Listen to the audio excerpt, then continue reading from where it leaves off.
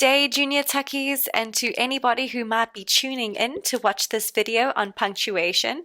Welcome to our question and answer sort of session where I go through a few questions that were asked previously in other papers and we see if we can do them ourselves. This is designed for English, grade 8 and 9. Before we begin, the instructor who is here with you today is called Miss Langtree. That is me.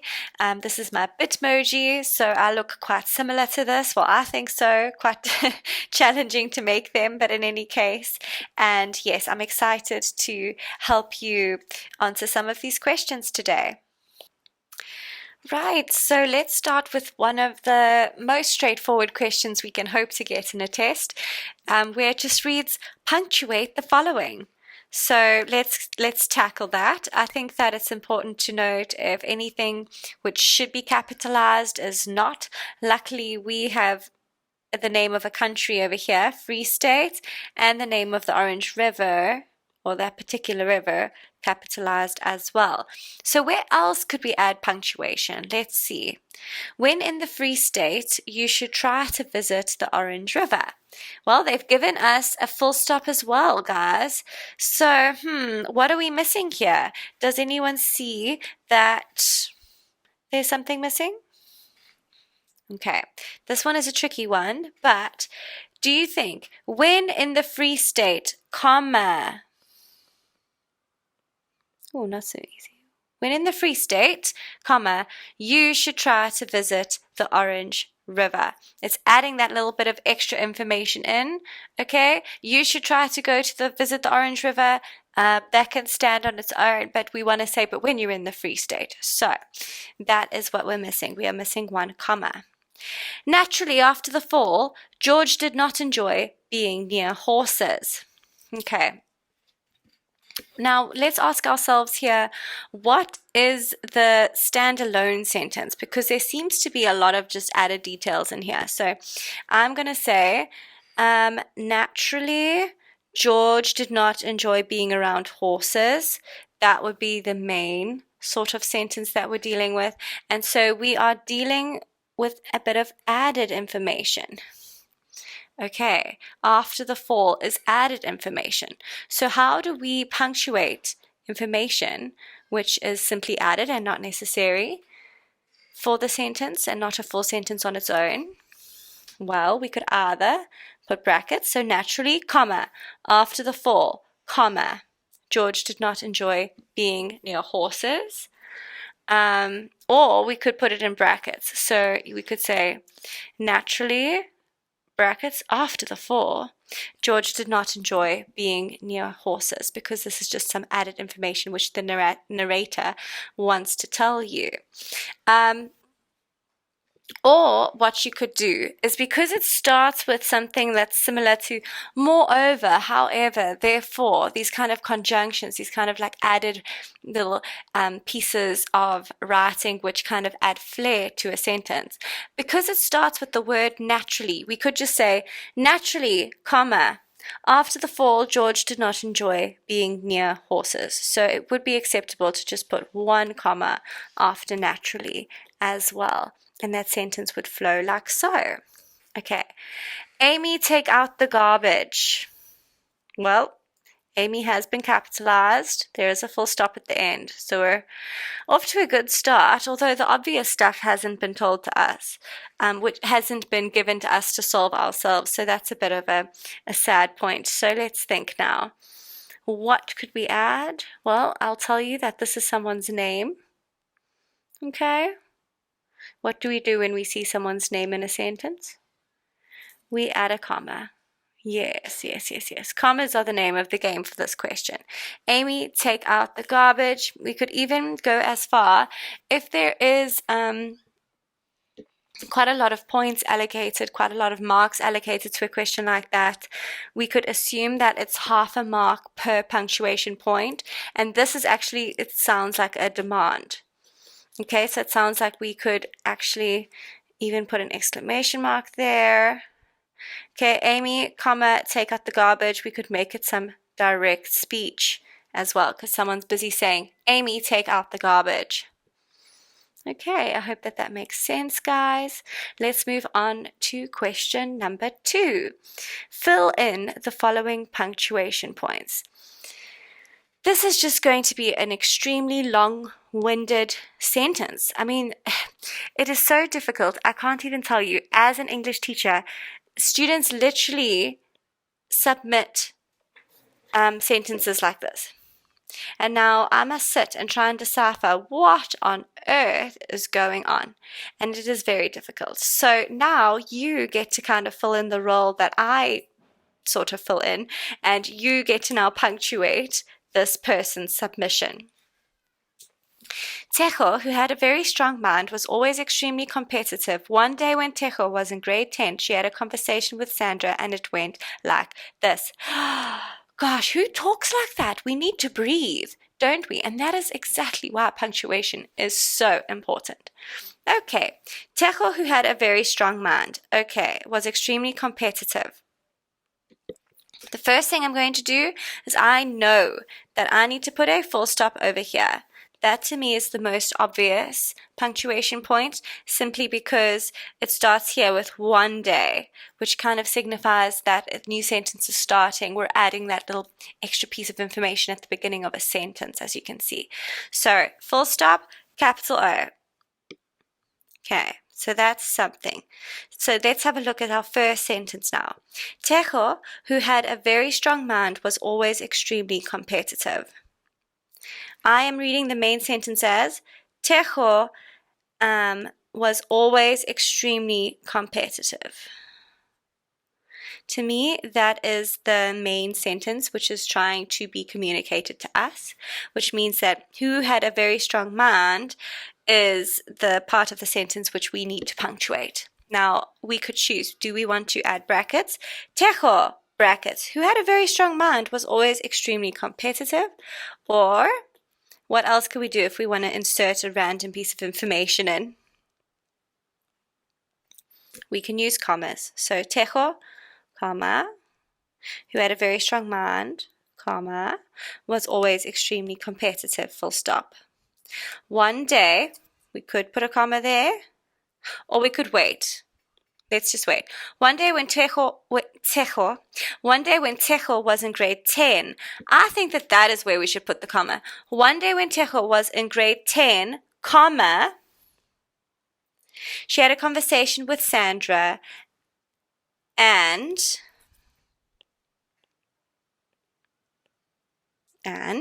it went like this. It went like this definitely needs a punctuation mark at the end. What punctuation mark would you suggest is the most appropriate? I would say a colon. We could use something else. Is it a hyphen? What line am I suggesting that we use? We could use a dash. We could use a dash. Okay, but let's have a look quickly. So, one day when Tejo was in grade 10, comma, or one day, comma, when Tejo was in grade 10, comma, she had a conversation with Sandra, and it went like this.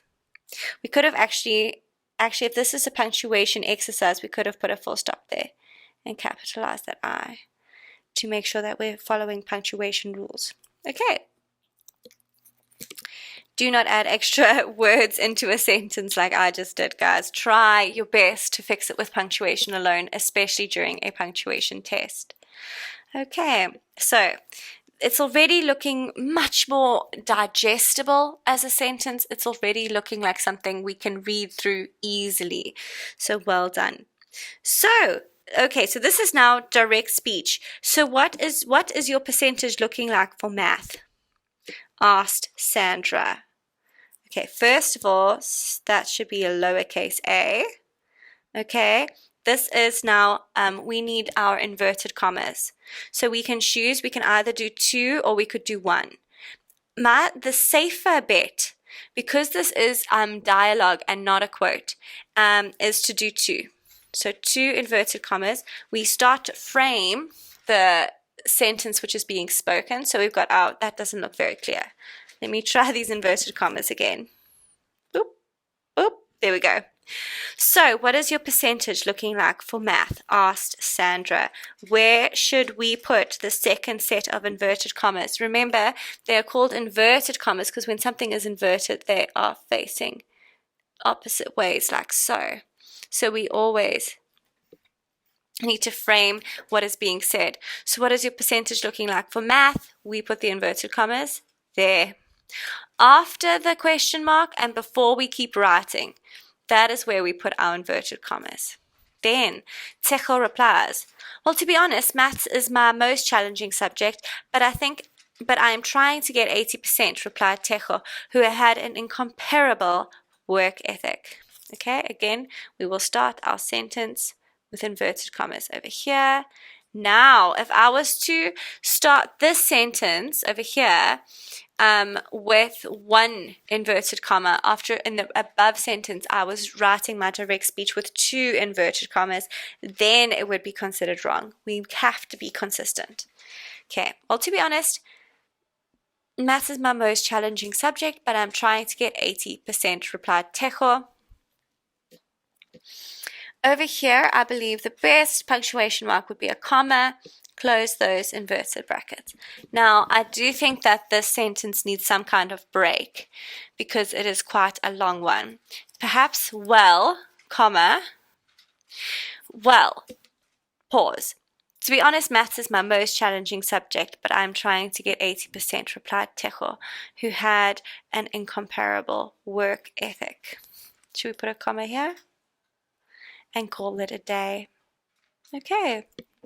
Oh, laughed Sandra. That makes me feel better. Thanks. Imagine someone said that to you. I'd also be very angry. Okay, so we put our brackets here just for the O. We could put an exclamation mark. Whoop. Oh, like that, because it is an exclamation that is being made. Yes, let's keep it like that. Oh, laughed Sandra, comma, open the brackets again. That makes me feel better, thanks. Okay, you could put a comma there as well if you wanted to, but it's not necessary. Okay, there we go. Therefore, comma. When it comes to sentences like therefore, moreover, things like that. Anyway, therefore, Tejo decided that she wouldn't rest until she was the top math student in the class. There is just one punctuation mark that is missing. Okay, twist my arm, I'll tell you. Did you notice over here, there is not an apostrophe? What would this apostrophe be used for? Omission.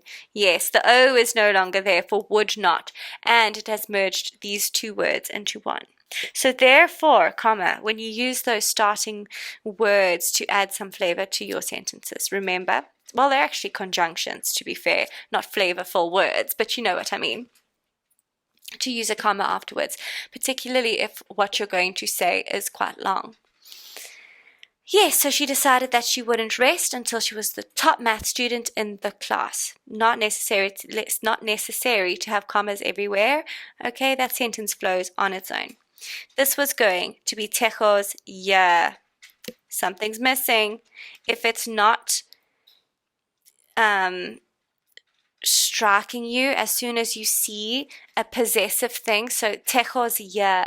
Whose year is it going to be? It's going to be Tejo's year. If it's not ringing in your mind, oh, we're dealing with possession, then you do need to look at those notes again, and you do need to see the importance of apostrophes because it is one of their favorite things to test us on. But yes, it's going to be Tejo's year. The apostrophe goes before the S because we are just dealing with one Tejo. Okay. Not, it's just, the year of the Tejos and everyone in the country, it's their year. No, it's just the singular person. So it's Tejos year.